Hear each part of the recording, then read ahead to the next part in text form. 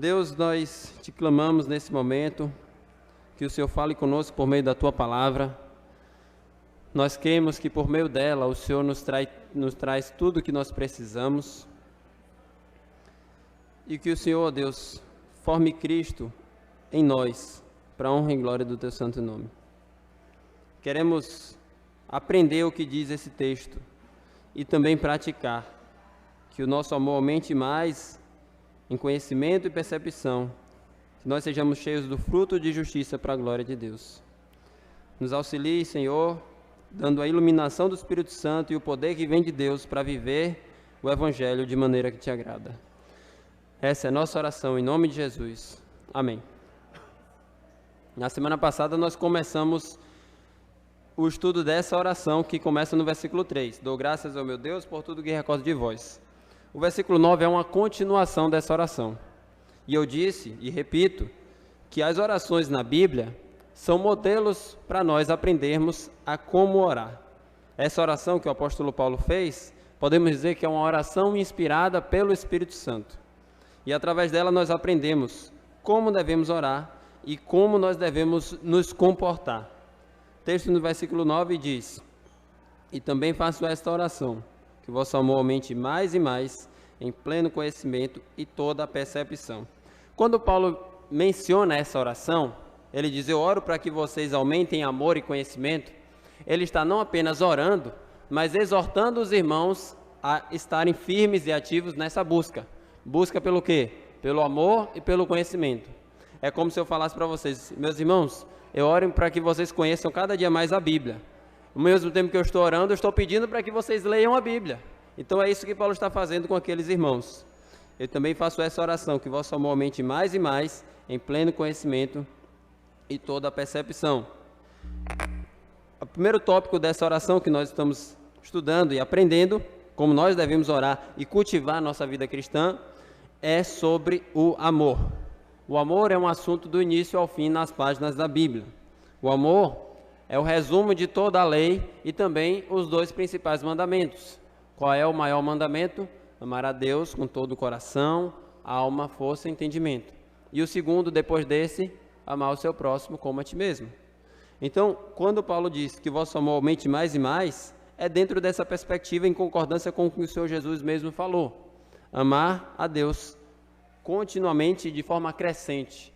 Amar o seu próximo continuamente e de forma crescente. Ele está dizendo que o nosso amor não deve se estabilizar. Não é como uma linha plana, mas é como uma linha enladeirada que sobe sem fim. Imagine que você está em um carro sem freio de mão, ou sem freio algum. Você está subindo uma ladeira. Ou sobe ou desce. Ou acelera ou o carro volta para trás. A vida cristã é mais ou menos assim. Ou você cresce na vida cristã em santidade, em pleno conhecimento, que vosso amor aumente mais e mais, ou você decresce. Não existe estagnação. Não existe parei no ponto que estava no início. No momento que você para, você já está descendo a ladeira. Então é mais ou menos isso. E nós podemos ver esse mesmo ensino nas palavras de Jesus, em João, capítulo 14,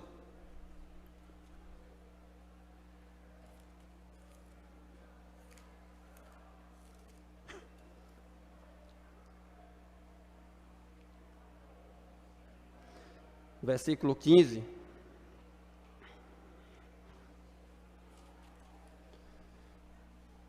onde ele diz: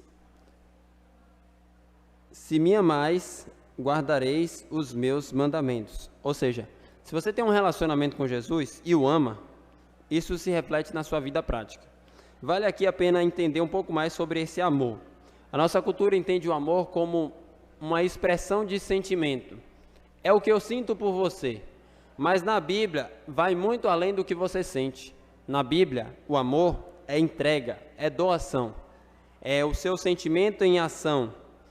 Então, a gente pode entender um pouco mais sobre o amor quando Jesus fala: se você me ama, você guarda os meus mandamentos. Se você não guarda o mandamento, fazendo o caminho ao contrário, você não ama Jesus. Por outro lado, nós podemos também ver esse mesmo princípio do amor como operação. E aqui eu não anulo a ideia das afeições, dos sentimentos, mas é o amor em ação, Quando Romanos capítulo 5, versículo 8 diz para nós: mas Deus prova o seu amor para conosco pelo fato de ter Cristo morrido por nós, sendo nós ainda pecadores. Ou seja, se você ama a Deus e se você ama o seu irmão, esse amor tem que ser visível, ou tem que ser encarnado, tem que ser manifesto. Nada adiantaria, meus irmãos, se a palavra de Deus não dissesse que Deus nos amou, mas não fez nada para nos salvar. Esse amor seria um amor que não salva. Imagina Deus te amando no inferno. Então, o amor que Deus requer de nós é o mesmo amor que Ele manifestou por nós. É o amor que entra em ação e opera. Não é um amor inerte. Não é um amor que diz eu te amo e pronto. Se você ama a Deus, você vai viver toda a sua vida manifestando esse amor por Ele. Se você ama o seu próximo, você vai manifestar esse amor por Ele diante das ocasiões que lhe forem oportunas. Tiago chega a dizer o seguinte: se você vê alguém sentindo fome e frio, e você diz, fartai-vos e aquecei-vos, do que adianta? Que fé é essa? Aí Tiago diz, essa fé não vale de nada, ou em outras palavras, sua fé é morta. Então, se você ama de fato e não opera esse amor é um amor infrutífero, não é o amor da Bíblia. É importante a gente compreender o conceito bíblico de amor, porque muitas pessoas falam por aí afora, você deve aceitar toda forma de amor. Não existe toda forma de amor. Existe o amor conforme a definição de Deus, porque Deus é amor.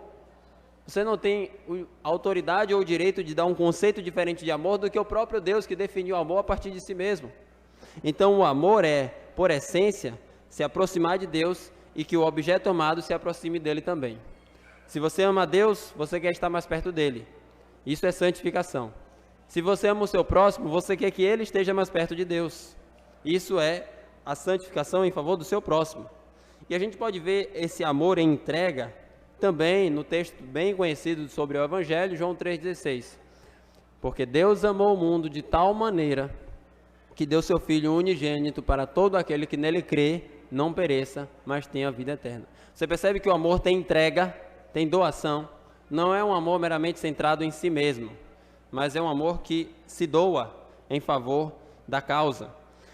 E a gente pode lembrar, dentro desse princípio bíblico, que o amor é também o sentimento, mas o serviço, a entrega, a doação. Se você ama a Deus, isso tem que ser visível na sua vida, isso tem que ser manifesto. E Paulo continua no versículo 9 dizendo que o vosso amor aumente mais e mais. Essa expressão é interessante, porque comunica para nós, como eu estava dizendo, uma santificação progressiva e crescente. Você não pode estagnar na vida cristã. Você não pode simplesmente parar. O conhecimento que eu tenho da palavra de Deus hoje é suficiente. Não, não é. Você precisa conhecer e crescer no conhecimento do Senhor Jesus Cristo. O amor que eu tenho por Deus hoje é suficiente. Não, não é. Você precisa amar a Deus amanhã mais do que amar hoje. E hoje mais do que amou ontem. E todos os dias você tem que amar a Deus um pouco mais. E o seu próximo como a ti mesmo. Então, a vida cristã deve ser caracterizada por essa contínua crescente. Nada fora disso. No momento que para de crescer, decresce e cai. E essa é uma realidade. A gente deve continuamente estar nessa luta. Em outras palavras, você deve conhecer mais da Bíblia hoje do que conhecia ontem. Você deve amar mais a Deus hoje do que amava ontem. Você deve ser mais santo, consagrado a Deus hoje do que era ontem. Então, você deve colocar o Evangelho na sua vida como uma operação que não tem volta. Sempre o dia de amanhã deve ser mais. Não mais o que o mundo tem oferecido por aí, mais proximidade com Deus, mais relacionamento com o Senhor. Você deve continuamente buscar a Deus, mais e mais e mais e mais, e não cessa. Inclusive, essa é uma das características da vida que nós teremos na eternidade. Um relacionamento contínuo, intenso e crescente com o Senhor. A eternidade não será monótona, no sentido de o que eu tenho hoje eu teria amanhã. Mas será algo do tipo, eu vou mergulhar no meu relacionamento com Deus a cada dia mais, a cada dia mais. E isso é interessante porque Deus não é como uma piscina que nós conseguimos explorar todos os cantos da piscina. Poderia ilustrar com o oceano, que é muito imenso e você jamais vai conseguir explorar todas as dimensões do oceano, mas o oceano é criação e apenas uma faísca do brilho da característica de Deus. O que eu estou querendo dizer é que Deus é infinito, Deus é pleno e nós jamais o esgotaremos, nós jamais o conheceremos plenamente. Então nós teremos toda a eternidade para o amar mais e mais, para o conhecer mais e mais. E essa característica da eternidade deve ser aplicada hoje, conhecer a Deus continuamente. Oséias, capítulo 6, verso 3, fala desse progresso contínuo também.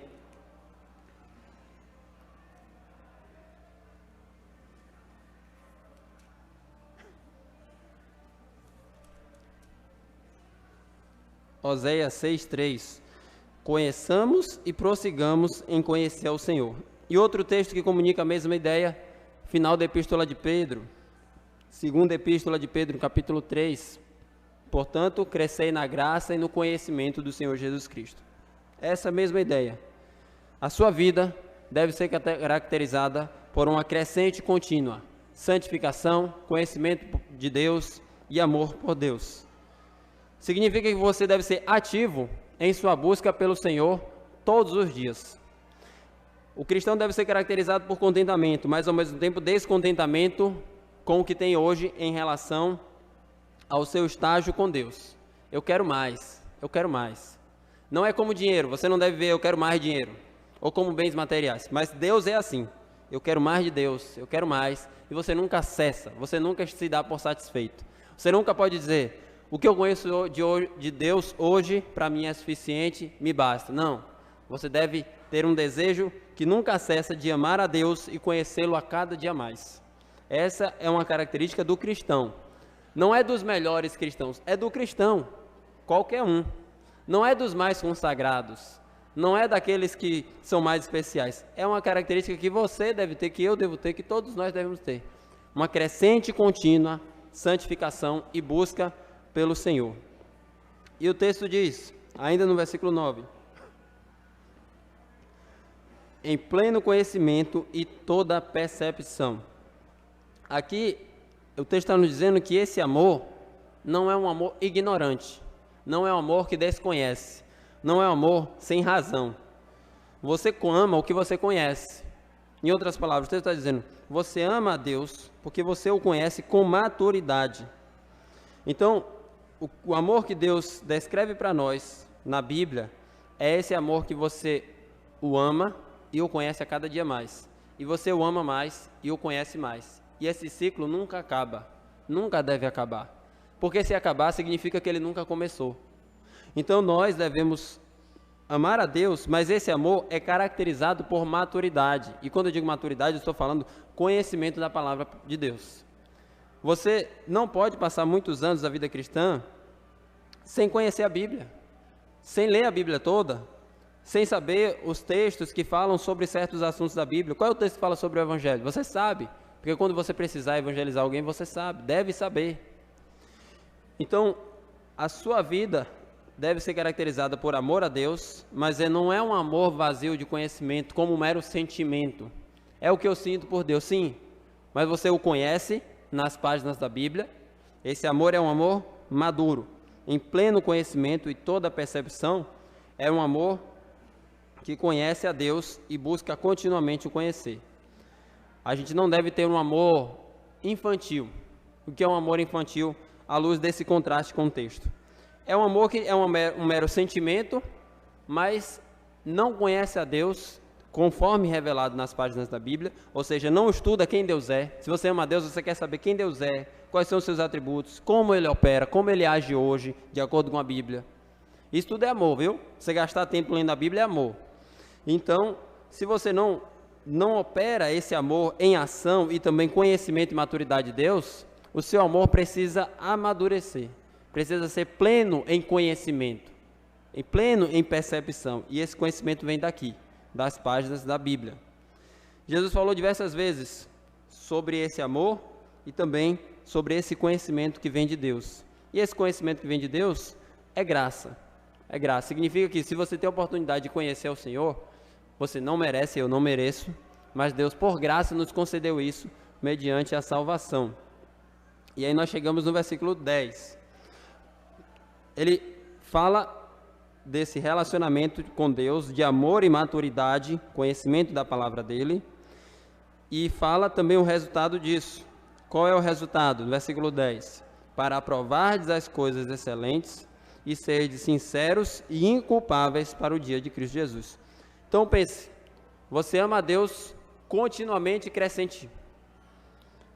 Só que você ama a Deus de forma madura, conhecendo a Ele, em pleno conhecimento e toda a percepção, de acordo com a palavra dele. E qual é o resultado disso na sua vida? Você prova, você experimenta as coisas excelentes e sinceras, para que você se torne inculpável para o dia de Cristo Jesus. Vamos descortinar um pouco mais esse texto aqui. Essa ideia de provar as coisas excelentes e ser sinceros é um pouco do que parece no texto em Romanos capítulo 12. Provar, experimentar a boa, perfeita e agradável vontade de Deus. Romanos capítulo 12.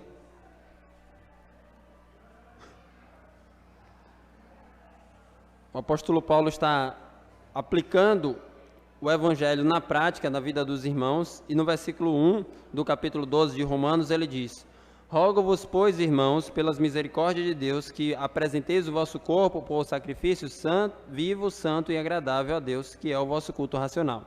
Então o que ele está dizendo aqui é: você vai se consagrar a Deus por completo, e esse é o seu sacrifício ao Senhor, isso é o seu culto ao Senhor.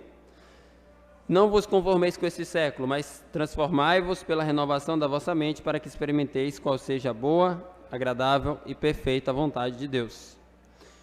Então, essa mesma ideia do que nós lemos lá em Filipenses, para que aprovardes as coisas excelentes, para que experimenteis a boa, perfeita e agradável vontade de Deus, a ideia é, quando você vive em amor com Deus e conhecimento do Senhor de forma madura, você experimenta a vontade de Deus. É o que nós encontramos aqui em Filipenses como aprovardes as coisas excelentes. Então, a ideia é que você vai testar o teste de autenticidade. Essa palavra aqui, aprovardes, comunica na língua original o teste do dinheiro, da moeda. Então imagina que naquela época existiam moedas, só que nem toda era verdadeira, como hoje existem as notas falsas. Então você tinha que fazer um teste para aprovar ou desaprovar ou reprovar a moeda. Então a ideia aqui é essa: você sendo aprovado por Deus, experimentando as coisas excelentes, né? Para aprovar as coisas excelentes e sendo achado sincero. Essa palavrinha também carrega um significado que nós devemos lembrar um pouco da cultura, que você pode imaginar um comércio, e nesse comércio existem vários objetos. Imagina um jarro, e esse jarro, ele possui uma rachadura, e um comerciante, diante dessa rachadura, passa uma cera para que não seja percebida essa cera. E quando esse objeto era negociado exposto ao sol, porque quando o sol refletia, você conseguia ver a rachadura ou não. E se esse objeto tinha cera, significava que ele tinha rachadura, é um objeto danificado. Mas se ele não tinha cera, era um objeto que não foi danificado, ele era um objeto sem maquiagem, sem disfarce, era um objeto original no sentido de sem danos. E essa palavrinha sincero que nós temos em nossa cultura vem dessa origem, sem cera, ou seja, sem maquiagem. É uma pessoa transparente, é uma pessoa que não tem disfarces, não tem cera para cobrir as falhas. E o que está ali é como é uma pessoa sincera, é uma pessoa transparente. E o que o texto está nos dizendo é para que vocês sejam sinceros, sinceras e inculpáveis para o dia de Cristo Jesus. Aí ele vai seguindo o fluxo, né? Crescendo em amor e conhecimento, aprovando as coisas excelentes, de forma de autenticar, e também vocês sendo aprovados, ou seja, inculpáveis. A ideia aqui é que vocês estão crescendo em amor, santidade, e no dia de Jesus voltar, vocês não vão ter culpa, vocês não vão ter mácula, vocês não vão ter falhas. Então imagina que você vai comprar esse objeto no mundo antigo, um vaso, e aí você expõe ao sol. você vê que não tem cera nenhuma, é um objeto sincero, sem cera. Então, esse objeto é aprovado. É um pouco da ideia que ele está dizendo aqui. Para que vocês sejam inculpáveis no dia de Cristo Jesus, vocês serão aprovados. E esse dia de Cristo Jesus nos lembra e faz referência à expressão do Antigo Testamento, o dia do Senhor. O dia do Senhor era o dia da vinda de Deus na terra, o dia que Deus iria operar na terra. E Paulo usa essa expressão, o dia de Cristo Jesus. Em outras palavras, ele está dizendo que esse Senhor do Antigo Testamento é Cristo, que é o próprio Deus. E haverá um dia que ele virá novamente para fazer a sua consumação da aliança com a noiva de Cristo, que somos nós, igreja do Senhor. E é algo parecido com o que Paulo diz lá em Efésios, que Cristo lava a sua igreja por meio da palavra. Em outras palavras, Deus nos santifica para que nós, quando nos encontremos com Ele, na consumação da nossa aliança com o Senhor, estejamos sinceros, irrepreensíveis e inculpáveis. Sejamos achados sem culpa, consagrados ao Senhor, cheios de pureza. E ele continua mostrando as características que nós devemos ter. Lembra, ele está orando por aqueles irmãos e também exortando os irmãos a buscarem esse ideal. Então nós devemos orar dentro desse padrão e ao mesmo tempo buscar esse padrão. Ao mesmo tempo entender que essa é a vontade de Deus para a nossa vida. Versículo 11 diz: cheios do fruto de justiça, o qual é mediante Jesus Cristo, para a glória e louvor de Deus. Eu acho esse texto lindíssimo, o versículo 11 especial. Paulo tem uma habilidade de comunicação fantástica. Aqui ele vai falar sobre os frutos de justiça, e a Bíblia fala, especialmente no Novo Testamento, sobre os frutos. João e Jesus, quando vão pregar o Evangelho, especialmente Jesus, João também, arrependei-vos e crede do Evangelho, não fiquem dizendo que são filhos de Abraão, mas produzam frutos dignos de arrependimento. Trazendo para o nosso contexto, não apenas se diga crente, não apenas se diga cristão, membro da Igreja Batista Regular Betânia em Portão, mas que a sua vida cristã seja caracterizada por frutos. Se você olha uma árvore e tem manga, que árvore é essa? Mangueira. Você conhece a árvore pelos seus frutos, Mateus capítulo 7, o Senhor Jesus falou isso. Se você é um cristão, você deve apresentar frutos. Inclusive ele diz, nem todo que diz Senhor, Senhor será salvo, mas aquele que faz a vontade do meu Pai. Se você de fato é meu servo, você deve apresentar fruto disso. Se você tem um relacionamento com Deus, isso deve ser visível. Nós temos também a evidência dos frutos que todo cristão deve demonstrar, em Gálatas, capítulo 5.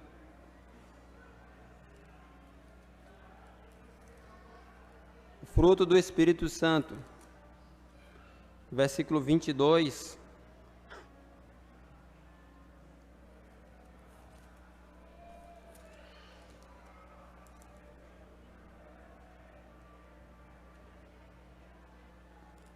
Gálatas 5, verso 22. Mas o fruto do Espírito está no plural ou no singular?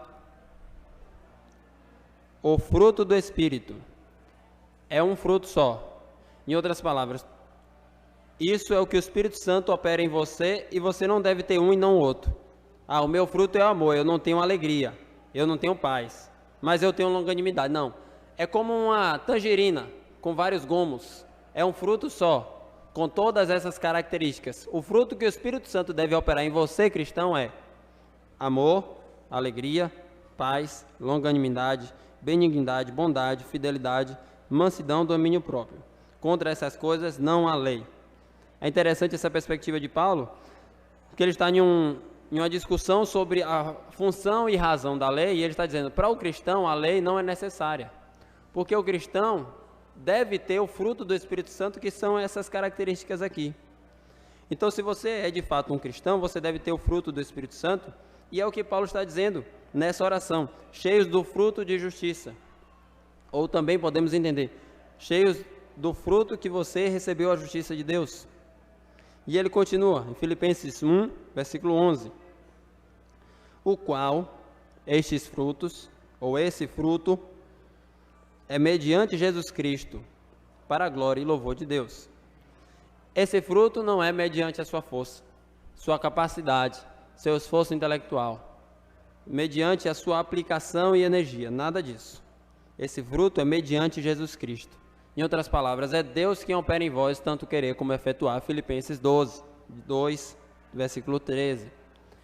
Se você opera frutos, ou fruto do Espírito Santo, isso é por graça de Deus. Se você faz alguma coisa na obra do Senhor, ou até mesmo se você é um cristão autêntico que está crescendo em graça e santificação, isso é por graça de Deus. Essa expressão mediante Jesus Cristo nos lembra as palavras do próprio Jesus. Em João capítulo 15, ele está tratando justamente disso. Se você quiser, pode anotar aí para ler em casa. João 15, do 1 ao 8. Ele fala assim, olha, eu estou designando vocês para que vocês deem frutos. E vocês, eu sou a videira, vocês são ramos, vocês estão conectados a mim. Só que vocês não podem dar frutos sem estar conectados a mim. Porque sem mim, nada podeis fazer. Se você corta um galho de uma árvore, esse galho não pode dar fruto, porque ele precisa dos nutrientes que são providos pela árvore. Nós somos assim com o nosso Senhor Jesus Cristo. O que Paulo está nos dizendo é que devemos sim operar fruto, mas são mediante o Espírito Santo que Jesus Cristo opera em nós. Então nós devemos clamar a Deus. Não é você decidir ser um cristão melhor e se esforçar para isso somente. É você decidir ser um cristão melhor e pedir a ajuda de Deus para que Ele te conceda essa graça. E quando você conseguir, você se lembra. Não é porque você é melhor do que ninguém. Não é porque você é mais esforçado, mais inteligente, mais aplicado. É porque Deus te concedeu essa graça. Os dois textos, um eu já citei. Filipenses 2, versículo 12 e 13, Paulo diz, desenvolva a vossa salvação com temor e tremor, porque é Deus quem pode em vós tanto querer como efetuar. Se você quer ser santo, é porque Deus te deu essa condição. Se você consegue ser santo, é porque Deus te deu também. É graça, graça sobre graça. E o outro texto é 1 Coríntios capítulo 15, verso 9 e 10. Paulo diz, eu trabalhei mais do que todos os outros apóstolos. Isso não é arrogância, não é soberba. É fato, é o que ele fez. Ele está reconhecendo uma obra que ele fez. Eu trabalhei mais do que todos os outros apóstolos na obra do Senhor. Porém, não eu, mas a graça de Deus em mim. Ou seja, ele está dando glória a Deus, dizendo, tudo isso que eu fiz foi porque Deus me capacitou e me proveu condições de fazer. E é assim que nós devemos encarar a vida cristã, meus irmãos. Você percebe que Paulo está dizendo para nós, cresçam na santificação. Mas, ao mesmo tempo, quando isso acontecer, lembre-se que é Deus operando em vocês. E deem glória a Ele. Não é mediante o seu próprio braço, mediante a sua própria força. Inclusive, essa é a próxima frase que conclui a oração. Cheios do fruto de justiça, o qual é mediante Jesus Cristo, para a glória e louvor de Deus. Essa frase é o que resume toda a Bíblia, para a glória e louvor de Deus. Porque existem todas as coisas e todas as coisas são como são, para a glória e louvor de Deus. Poderia dizer que o resumo de toda a Bíblia está em Romanos 11:36, porque dele, por ele, para ele são todas as coisas, a ele, pois, a glória eternamente. Amém. E nós podemos extrair aplicações diretas e explícitas do nosso texto. E devemos ter um amor crescente e sermos cheios do fruto de justiça. Eu trago aqui uma frase de um servo de Deus do passado chamado Policarpo, que ele diz o seguinte: ele disse essa frase para a igreja de Filipos, ou seja, essa igreja permaneceu durante alguns anos. Esse servo do Senhor, que também era pastor, escreveu para essa igreja esse seguinte trecho: participei grandemente da vossa alegria em nosso Senhor Jesus Cristo, quando recebestes os imitadores do verdadeiro amor. De fato, como vos era conveniente, acompanhastes os que estavam acorrentados em cadeias dignas dos santos, as quais são os diademas daqueles que verdadeiramente foram escolhidos por Deus e nosso Senhor. Alegro-me ainda que a raiz firme de vossa fé é anunciada desde os tempos antigos, permanece até agora e frutifica em nosso Senhor Jesus Cristo. Estão percebendo as expressões comuns que Policarpo escreveu para os filipenses? Que aceitou sair ao encontro da morte pelos nossos pecados e que Deus ressuscitou, livrando das dores do Hades.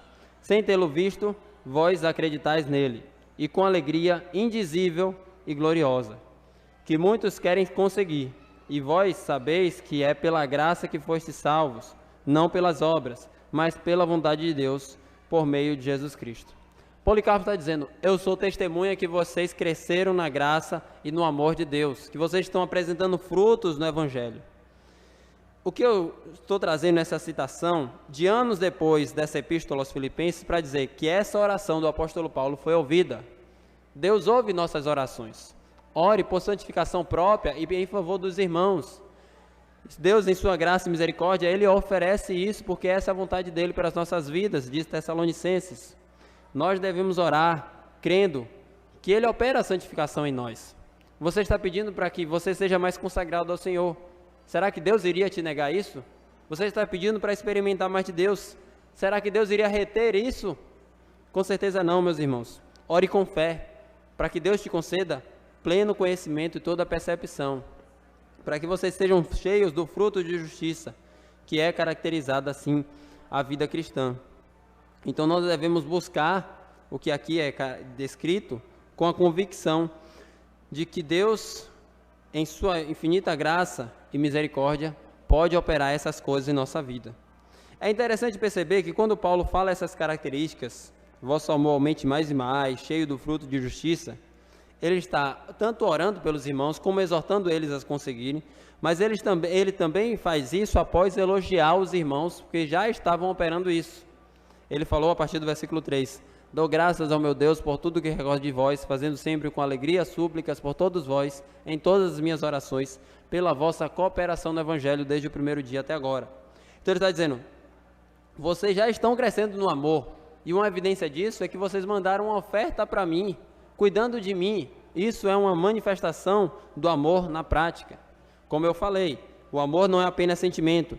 Imagina que Paulo está preso, sofrendo, e os irmãos de Filipos mandam uma carta para ele, Paulo, nós te amamos, Deus te abençoe. Paulo vai dizer, certo, muito obrigado pelo amor de vocês, mas eu estou com fome e com frio. Então, o amor daqueles irmãos foi manifesto através da oferta que eles enviaram para Paulo. Não quer dizer que Paulo era mercenário, mas é uma manifestação de cuidado, é um amor operoso, é um amor que se manifesta, que é visível. E é esse amor que nós devemos crescer, que nós devemos orar a Deus, que nós devemos buscar, que nós entendemos que se a Bíblia está aprovando, a Bíblia está dizendo que é o ideal que nós devemos buscar. E, sendo da vontade do Senhor, Ele assim vai fazer. Você pode, inclusive, colocar isso diante de oração. Deus, a Tua vontade, diz 1 Tessalonicenses, é a nossa santificação. Que o Senhor opere a Sua vontade em nós. Ore isso com fé. Como eu disse, eu não posso te dar certeza que Deus vai ouvir as suas orações e fazer todas as suas vontades. Mas eu te dou plena certeza e segurança que Deus vai ouvir as suas orações e fazer toda a vontade dEle. Se orarmos segundo a tua vontade, nós temos a certeza que Ele fará, diz o livro de 1 João. Então eu não sou como muitos pregadores por aí que prometem coisas que Deus não prometeu. Nós devemos dizer o que Deus disse e prometer o que Deus prometeu. Porque Deus é fiel e jamais irá falhar com suas palavras, com suas promessas. Então, se é da vontade dEle, que Ele nos faça crescer em amor e graça, em santificação, em conhecimento do Senhor, ore com fé e peça que Ele opere isso na sua vida.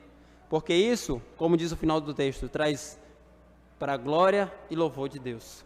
Esse é o fim último de todas as coisas. Quando você faz o bem, é para a glória e louvor de Deus. Quando você opera aquele fruto do Espírito Santo, é para a glória e louvor de Deus. Toda a sua vida deve ter essa frase na sua mente, para a glória e louvor de Deus. Porque você acorda de manhã, bota o cartão, vai trabalhar, para a glória e louvor de Deus. Por que você cuida da sua família, cuida dos seus filhos, da sua esposa, do seu marido? Para a glória e louvor de Deus. Por que você está aqui hoje, nesse culto? Para a glória e louvor de Deus. Porque o seu coração continua batendo e você está respirando nesse exato momento? Para a glória e louvor de Deus. E uma última mensagem que é uma extensão dessa aplicação. Caso você ainda não viva para a glória de Deus, você nesse momento é convidado a abandonar tudo que você tem vivido que não vale a pena, inútil e infrutífero, para viver para a glória e louvor de Deus. A sua vida só terá valor se você viver para a glória de Deus.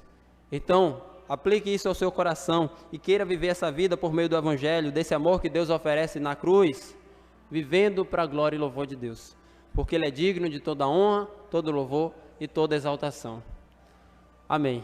Que Deus seja glorificado em nossas vidas, através dos nossos frutos de justiça. Vamos orar ao Senhor. Deus, nós te agradecemos pela Tua palavra. Nós te pedimos que o que aqui nós lemos e estudando seja operado em nossas vidas. Que o nosso amor por Ti aumente mais e mais. Que o nosso amor pelo próximo aumente também. Que nós sejamos sinceros, transparentes, inculpáveis, para o dia que o Senhor voltar. Sejamos cheios do fruto de justiça, operando neste mundo manifestações visíveis que o Seu Espírito Santo tem operado em nós, que são mediante o poder de Jesus, não mediante a força do nosso braço ou a nossa capacidade intelectual. E que toda a nossa vida, Senhor, tenha esse grande lema, seja para a glória e louvor de Deus. Nos ajuda nessa missão, nos conceda essa graça. Tua palavra diz que é Deus quem opera em nós o querer efetuar. O Senhor tem despertado em nosso coração o desejo. Agora, Deus, por favor, ajude-nos a efetuar essas coisas segundo a Tua boa vontade. Essa é a nossa oração, em nome de Jesus. Amém.